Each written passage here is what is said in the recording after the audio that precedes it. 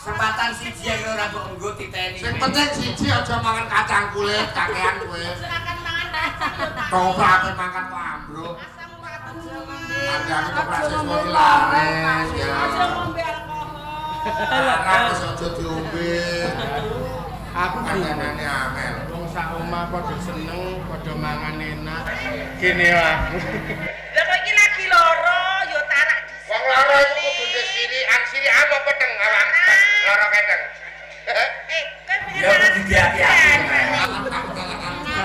Klendeng sirikane beda karo tane. Napa?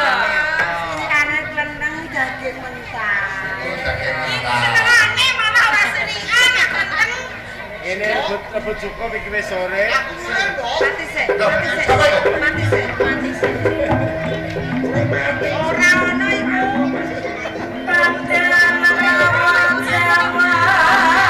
Jangan suara ning ora ana sapa-sapa.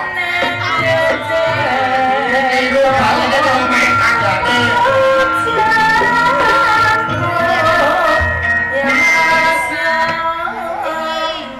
Dilegina. Iki tembung tuwa ya. Kok aku loro-loronen ora mari-mari. Ben ora dikondo tangga separo, anakku wedok ya mung siji wis gedhe. Kowe yen tangga separo padha nggunem, padha ngomong, mesake anakku. Lah, iki tak jaluk kene, Mbok. Aku njaluk lilo atine si Mbak Regina, Piye kan? Ini dilegina, anakku semoyo iki lak ya wis Nggih. wis pantes sak manten.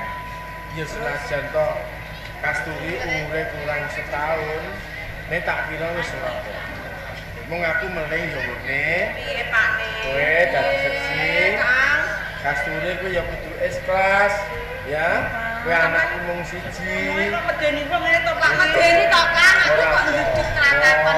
Ora apa-apa, ora sangke sing kenono. Aku mung kepengin pasrah. Sampai arep nanti kok dipasrahke bareng. Nanti yo nang omah. Kasturi. Kowe wis gedhe.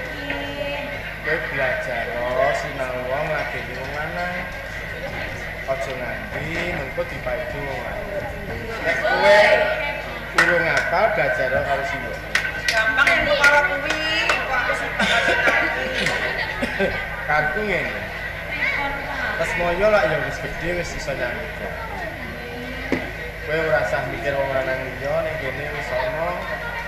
Tur karepe bapak. Ne, Piye Pak Ne? iki lumpukne balung pisah. Kasturi ben dipek julus. Oh, mbok jodohno karo Lesmoyo.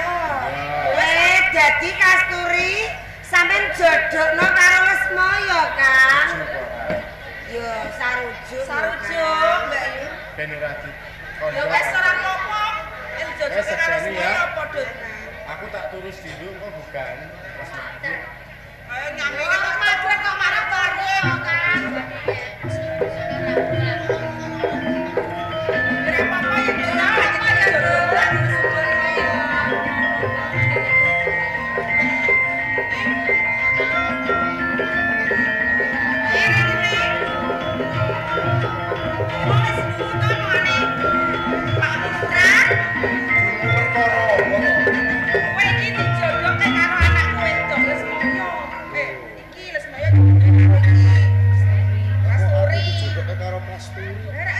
Berapa yang Kasturi kuwi dikatresnan ya. Wes bapakmu iki tukase pakmu, pakmu kurang. Ngono.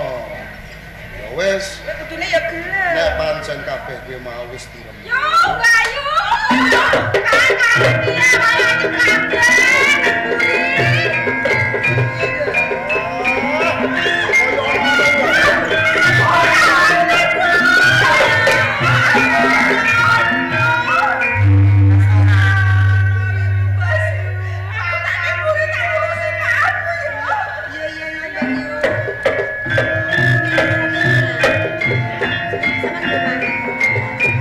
Yen koyo ngono tak tahu karo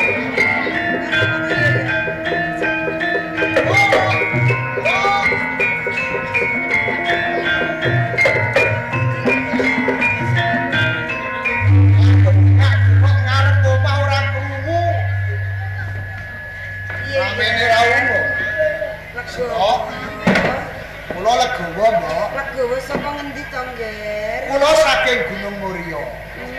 Kok nalika semanten nggih pangapunten nek kula mboten pamit meguru teng Gunung Muria. Iya. Kula niku ngangsu kawula wonten kersane Bapak Gadung Melati. Diajari ilmu silat, ilmu judo, karate, komplit. Ben pinter ya, Ger. Aku ben pinter olah bela raga. Panggadangku iso kanggo tetulung sampun bepadane urip, Mbok. Ger, ya ora apa-apa. Yen pancen wis pinter, mengkono bisa kanggo njogo diri pribadine dhewe. Nanging si Mbok ayo seger kewarasan to. Paras wiris kok. Alhamdulillah. Iki nyiras pantes aku arep kondo sampeyan, Mbok. Kondo apa? Ning sawetara aku ninggal nang omah meguru ing Gunung Muria. Iki aku wis diperintah supaya bali. Baliku tekan omah iki tenane Kasturi iki arep tak kalung, Mbok. Oh, kalung. Ora apa-apa wong kanggo arjine. dudu kalung, Mbok. Lah terus. Tenane baliku iki Kasturi arep ditukake klambi kok, Mbok. Wah. Kanggo kalung anyar terus klambi anyar ya, Ger. dudu klambi Kasturi, Mbok. Apa, Ger? Tenane Kasturi iki arep tak Tukake jare. Oh, jare klambi setelane to, Ger. Kok terus nganggo kalung anyar. saben aku arep kondo mesti disuruh Kasturi. Aku tak takon, Mbok. Ger. Lah ning omah ana janur rame-rame iki tenane ono apa? Kuwi to. Ger legowo. Yen pancen siramu durung mangerteni yen tono janur sing melengkung kuwi ya to. Kuwi adimu Kasturi. Saiki dijodokke kelawan Kakangmu Lesmaya kelawan bapakmu. Dijodokke Kakang Lesmaya.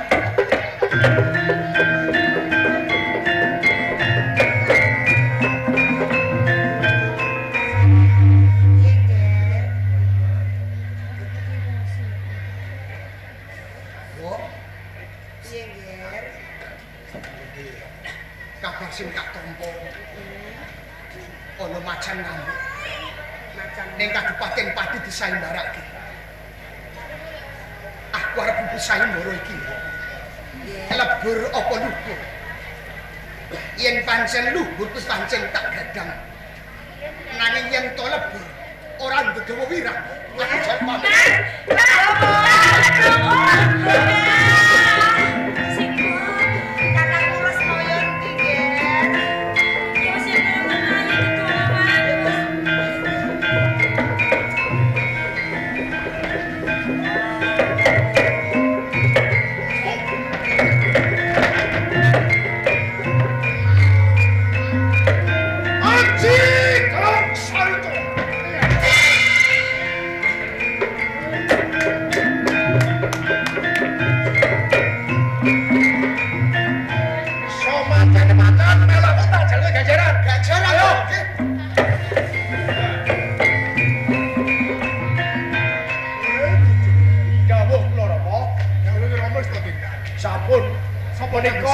Ingkang saged mejahi macan. Kuwi nggih. Aku apa? Ngangge epek-epek kula iki. Kan desa materi-materi. Mboten sa ditanding-tandingke to. Putrane dadi ditanding-tandingke.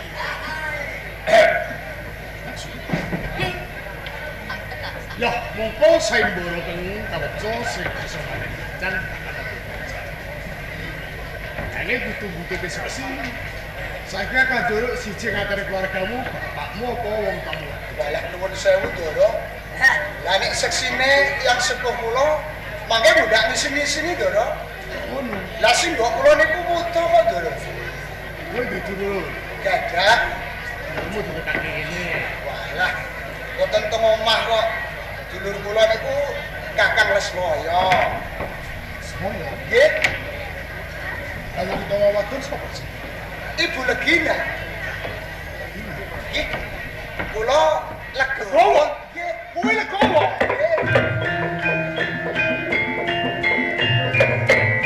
Yen tunjuk biru. Iki sing bisa mateni macan ganjar kaya biasane, Ger. Oh, tak gajar kok.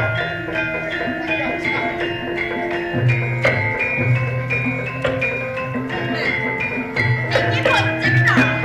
Sakniki kula pun ngertos Kang Lesmaya Puspaka. Legowo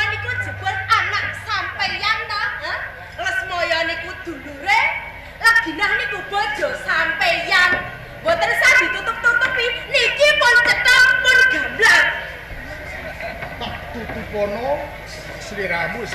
Ah, pirsa. Ya. Nek kabeh ki mau yo aja kok anggap aku ngapusi. Lah kok ngoten yo nyatane nggih ngapusi. Nek dirembuk ngapusi sliramu yo ngapusi. Lho, kok niki ngapusi napa, Kang Mas? Apa kudu tak bilang? Lah nek dibrakake kuwi mboten kumangsani kok. Nalika aku manten anyar lawan sliramu. Nggih. Aku langsung mlaku ning toko. Terus Perlu sepeda anyar. Sik dipikir plastik, kira-kira tak tuku. Moko sepeda anyar. Bar tekan omah, tak tumpakin sepeda anyar rene kok. Belum. lho nyuwun sewu niku sing rumput mboten kula ning sampeyan wong ngertono sepedane rime blong kok sampean tumpake iki ngopo? Ya mergo aku seneng. Seneng napa? Lan meneh. Napa? Lumrahe wong wadon kuwi ngelarke bayi bobot pirang sasi. Nggih, 9 wulan sedasa dinten lumrahe. Mongko aku mboyong sliramu kuwi ning katemon kan durung cakep. Sasi. Lur. Nah sing 3 sasi kuwi rambane. Lho, angger Kang Mas, ing perkara niki telepon jenengan sing luput, jenengan pun ngapusi kalih kula. Wong putrane Pati kok. Ya, kene biasane nggih napa, nggih napa. Badhe ngaturake nawala puji rasanipun Kanjeng Rama. Kanjeng Rama. Saking Eyang Bupati Mangununung. Lah apa ya, Ger? Rama karo yang bisa. Ojo bos bobo, ora patut kejaba tak pocot saka palungguhan Temenggung. Kuwi kudu lunga saka Mas. Saka Kabupaten Pati. Nggih, Mas. Lur sewu cobi-cobi. Rangga Puspaka kudu ninggalake Kabupaten Pati. Nyuwun sewu, Kang Mas Rangga Puspaka, dawuh Kanjeng Rama niki pun cetha. Lho, ana wong wis ora kanggo, wis disebrake, dikokon lunga, kok isih begeget ning papan kene. Wah, duwe isin tak beset papan kuwi dadi panjenengan. Rai gedhe tiga. Monggo mila Ibu, monggo. Ger, monggo. Piye Ger, anggone buku sayem lho. Jebul wong dhuwur kuwi ngono kuwi. Piye Ger? Ora ngira ora nyono. Ganjarane akeh. Kok akeh pripun? Lah piye? Kula niku kelakon buku sayem borong macan ngamuk kula pateni. Lho mangsa kula niku ganjarane dhuwit napa Mas Picis. Lho kula kok malah diajar disempalani. Wong dhuwur niku ora mung merang tata, Mbok. Wis kula niku urip teng desa. Senajan to mung sarwa rekoso, urip pas-pasan kula ndo nrimo, Mbok.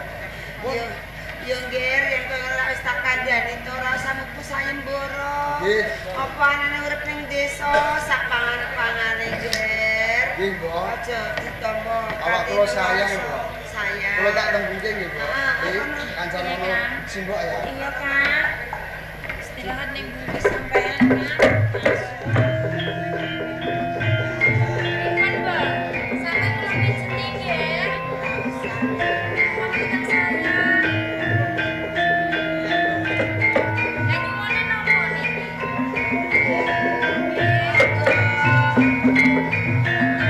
Kapan ana tamu Ger? Naga.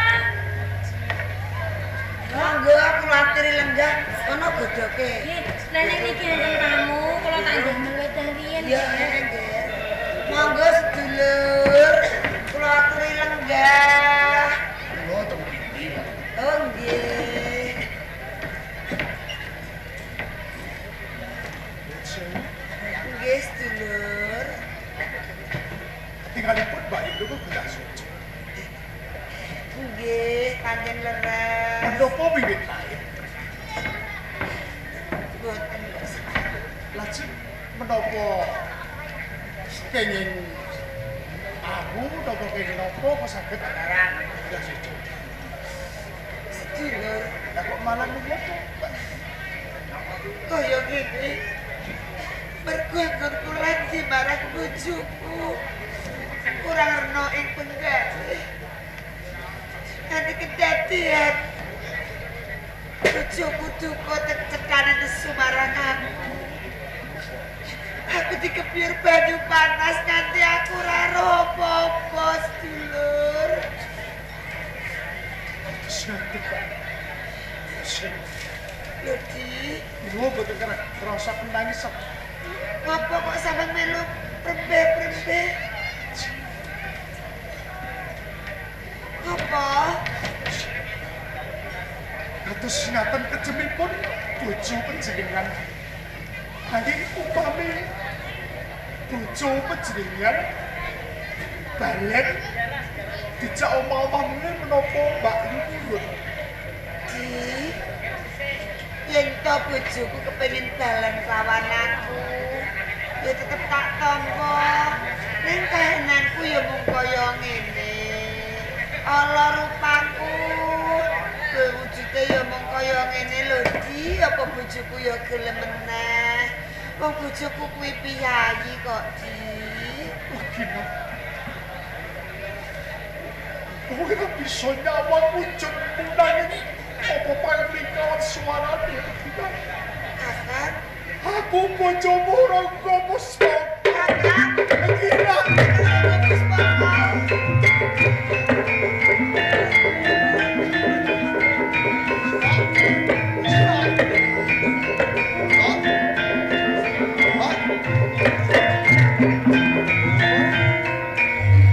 Sampeyan kok mboten sanjang nek wonten tamu sampeyan niku.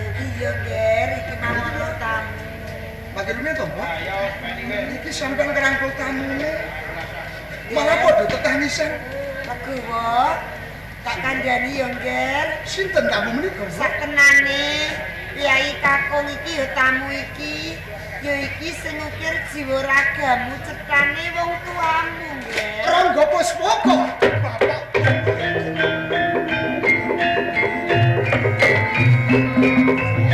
Rangga Puspaka.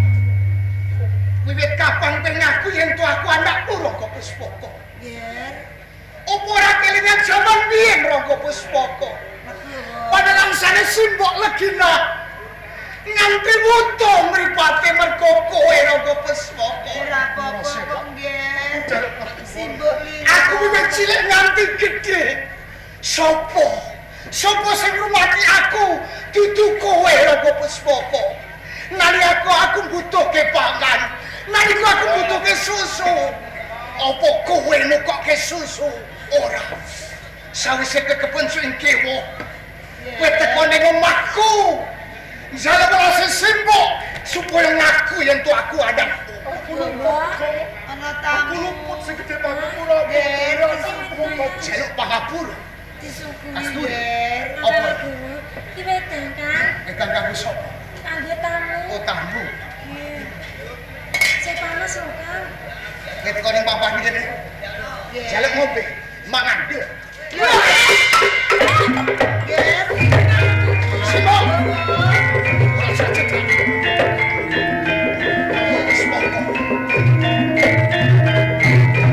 Wis pantes yen to kowe nadang sing kaya ngene. Gowo. Legina. Kang. Legina.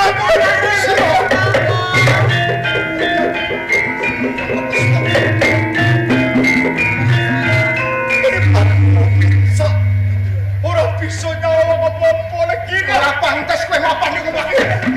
Iya.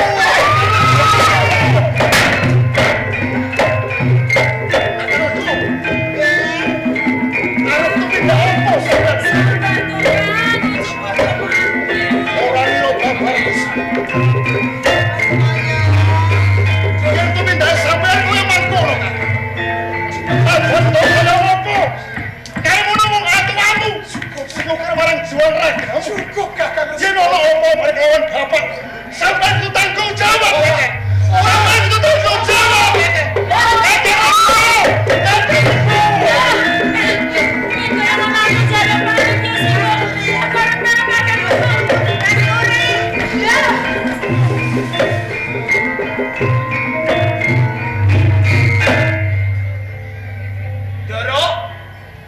Derok kok Rangga Puspaka. Saudara.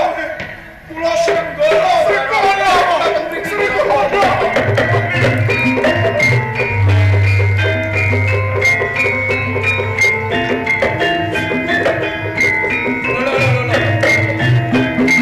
Kados mau pripun lara-lara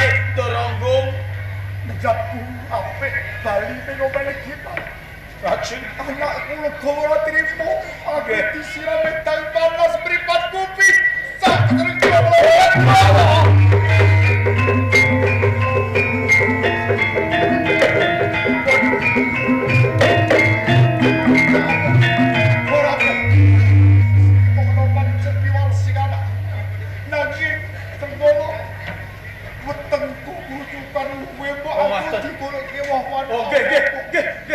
Ning jenengan kendel mriki mawon nggih. Kula goleke wong-wong kates napa omah.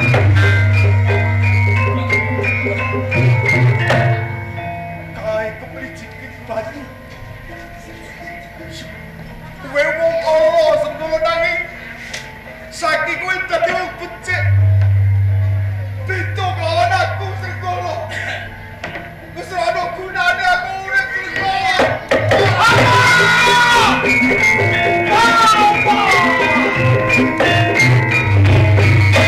Bapak Pusmoko sing salah kula, Pak. Ana ora ngerti bekti marang ompo. Tapi sampeyan kemekaning pati. Kanggo nebus dosa lan kanggutanku. Aku harus musul sampeyan, Bapak. Semua lagi dah. Aku jarang pamit.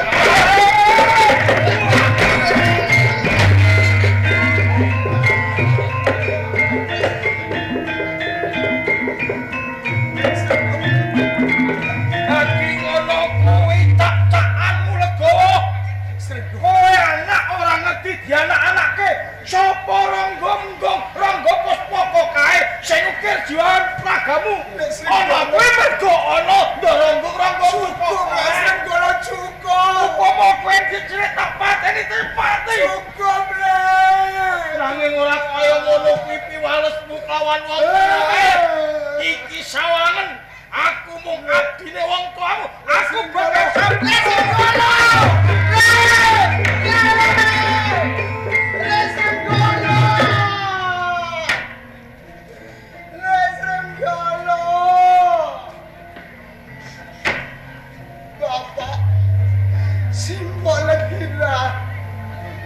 Aku menungso sing tanpa kuno.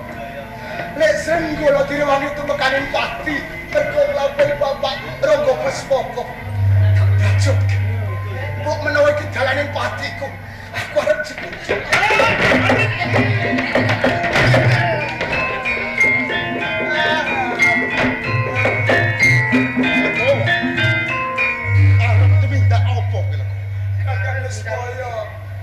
Lakon iki terus ajur aku kan. Aja tok bacutke mbokmu tindak sing kaya mangkono. Tenane dudu kowe sing luput, Kakang Isma. Nanging aku sing luput lho. Bapak tumekaning pati, Kakang sing jalan aku. Bapak iki mati. Mergo iki mau saka dosa kalebutanku. Aku wis wani mundha ngono kelawan kowe lho kowe. Mula Isma. Aja kowe sing mati. Aja kowe nanging aku.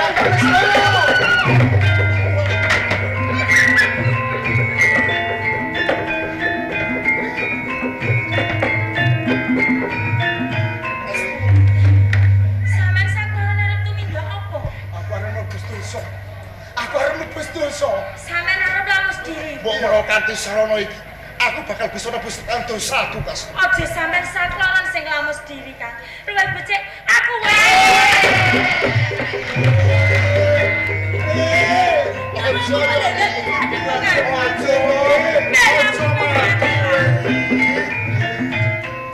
Aja kowe sing mati. Lan aja Kakang Lesmaya sing mati. Iki ngene wae. Saking ngadon lawan wong tuwa. Ayo bebarengan sikil juga.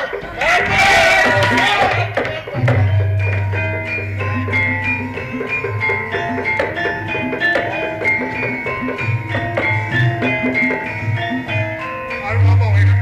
Lah mesti aku. Mati Bobo. Nggih, mati. Sing pamit maaf. Kira. Kowe ben mati ora nglabuhi wong tuamu. Ning wis selak karo badanmu kabeh, legawa lan wis kaya lan kasmu. Terus iki dadi wong lanang ora iso nukul karo wedok. Nafkai lahir lan batin. Kok ben kowe kepedulian aku. Yo. Dipikir kanthi jangkep. Mati kang nista. Dadi kembang kidunging poto tepat. Sukmamu bareng lambrang. Wong tuamu lan kok abdine Senggolo ke padha jegolane waduk Seloromo kene. Nggih, kula disih pameh. Sekabeh kaluputan ayo dikubur oleh Bule Pangapura. Sing wis mati ki wajib ning dalane dhewe-dhewe. Nek aja mikir kowe carno, jangka mombo, ya. Ya didongake wae wong tuamu supaya ditompokan wae diapura dosa kaluputamu. Amin. Negara pati balik ke dengune supaya tentrem ayem. Lumek ben ing desa Widara Kandang, saya-saya bapak ingkang kagungan kersa. Mangku raja bagya mulya murah sandang lan pangan agame wilahi. Ayo, bali. Ayo, ayo,